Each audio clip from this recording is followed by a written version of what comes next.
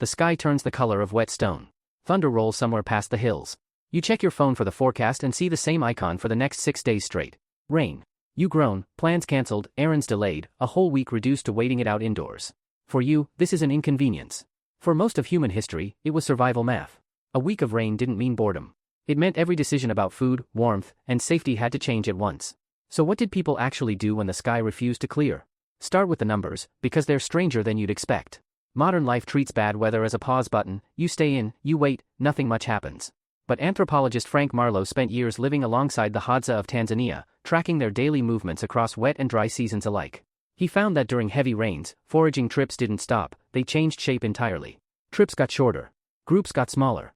People shifted from chasing large game, which requires long tracking runs across open, exposed ground, toward gathering tubers and shellfish close to camp, food that could be reached in under an hour, no exposure to lightning or flash floods required. The work didn't vanish in the rain. It got smarter. Here's the part that surprises people. Rain didn't just change what was eaten, it changed who ate together.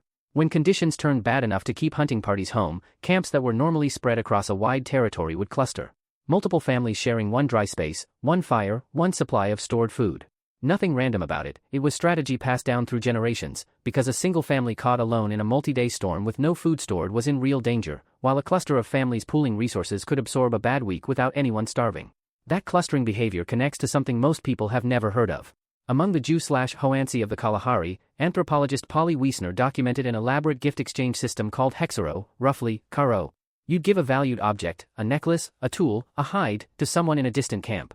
Not as payment for anything. Just a gift. Months or years later, they'd give something back. On the surface it looked like trading. It functioned like something closer to insurance. Wiesner found hxaro operated as a survival network stretched across dozens of kilometers, a way of saying, if disaster hits my camp, yours owes me shelter, and if disaster hits yours, I owe you the same. A week of rain that flooded one valley might leave a neighboring one untouched, and the families with the strongest hxaro ties simply packed up and walked to the camp that still had food. Weather wasn't something you endured alone. It was something you'd already built a safety net against, years in advance, through relationships that looked like gift-giving but worked like insurance. Think about where people actually went when the storm hit hardest. Caves and rock shelters weren't just convenient holes in a cliff face. Archaeologist Lynn Wadley spent years excavating Sibudu cave in South Africa, occupied on and off for tens of thousands of years, and found something remarkable preserved in the dirt layers, thick beds of woven plant matter, sedges and rushes layered specifically to insulate bodies from cold, damp stone floors. Some of these bedding layers had been burned and rebuilt repeatedly, which told Wadley people weren't just sheltering passively.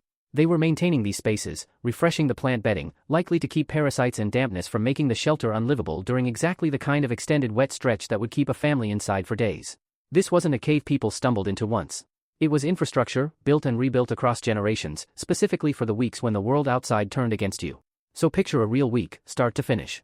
Rain begins on the first morning, and by midday, everyone still outside has already made their decision. No one climbs to check faraway traps. No one crosses the swollen creek to reach the good hunting ground 3 valleys over. Instead, small groups slip out just past camp, digging tubers from softened ground, actually easier to work when wet, or checking shellfish beds along a nearby stream that don't care about the weather at all. They're back inside within the hour, soaked but fed.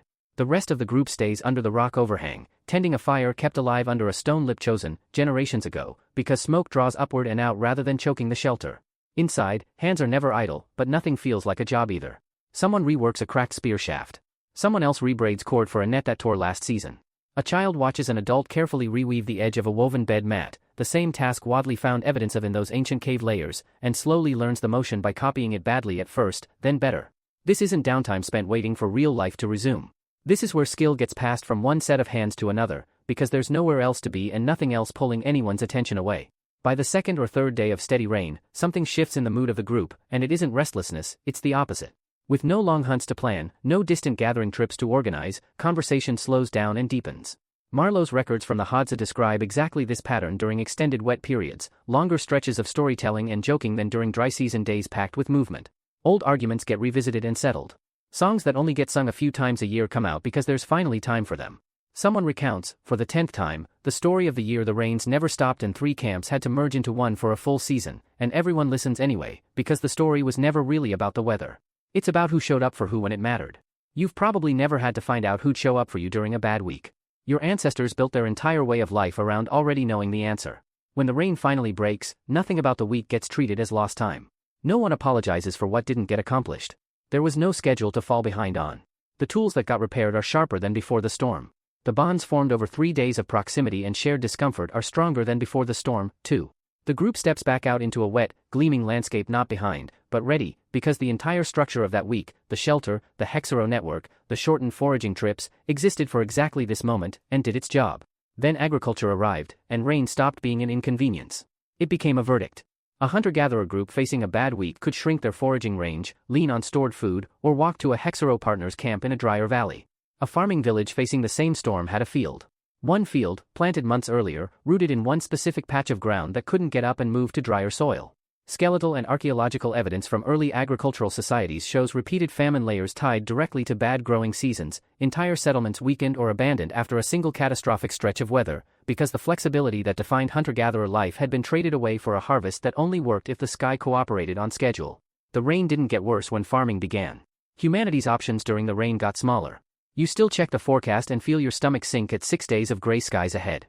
But your ancestors didn't fear that forecast the way you do, and it wasn't because they had better weather. It's because they'd already built the systems that made bad weeks survivable, long before the first drop fell, shelters maintained across generations, food sources chosen specifically because rain couldn't stop them, relationships stretched across the landscape so no single storm could ever strand them completely. You wait out the rain hoping it passes quickly so your normal life can resume. They stepped into the rain already prepared, because for them, weathering the storm wasn't an interruption to real life. Building the ability to weather it was real life, practiced and perfected, week after wet week, for nearly the entire span of human existence.